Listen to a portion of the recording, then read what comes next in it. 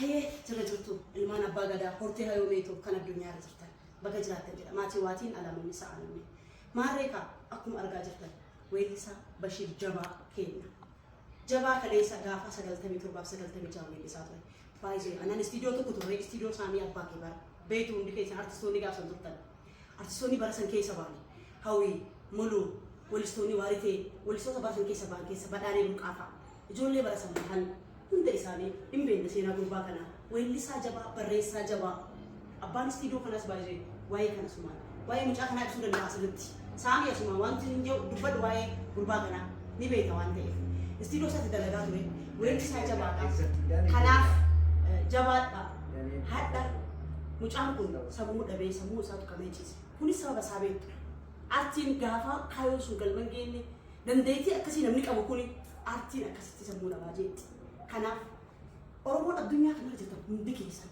nu waliin dhaadannaa wal malee maal qabne sanii jedhi kaleessas mucaan kun fayyee artii isaatti deebi'ee akka duraatti nu jechuun dirqama isaatiin jedhaan rabbiin nu haa fayyisu uummata Oromoo maal isin jabeetanii artiistii Jabaa kennaa jabeeffannu abdii qopheetti na dambaasu mucaan sirboota nama hedduu barreesseera sirboota kiyya qeerroo bara wayyaanee keessa barreessee sirboota lamaan maka sammootas naaf fixee jira har'a garuu gaafa sammuu isaa dhukkubee akkasii siree irratti argu booyaan ture viidiyoo jalqaba hojjedheratti booyaan ture isa har'a dura dhufe jechuudha artistoonni Oromoo sasumaan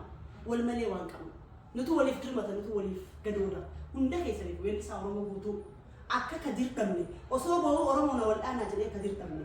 dhabuun qabu jedha sagalee tokko waliif mucaa kana haa dirmannu haa qarqaarru haa yaallannu haa fayyifannu waan barbaachisu hunda haa guunnuufi waan isnu fayyisaa Oromoo Jabaadhaa isiniin jedha sirba abdii qophee irraa isin jedha uffata daaree deeboo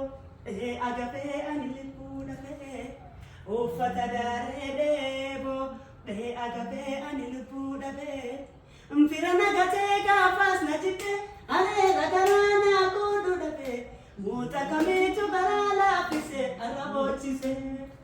uffata daaree deeboo agafee ani libbuu dhafee uffata daaree deeboo agafee ani libbuu dhafee Mfira nagatee gaafas na jibbee areera garaa naa godhu dhafee muta kamiitu garaa laaffisee arraboochisee Isinin bana da kaya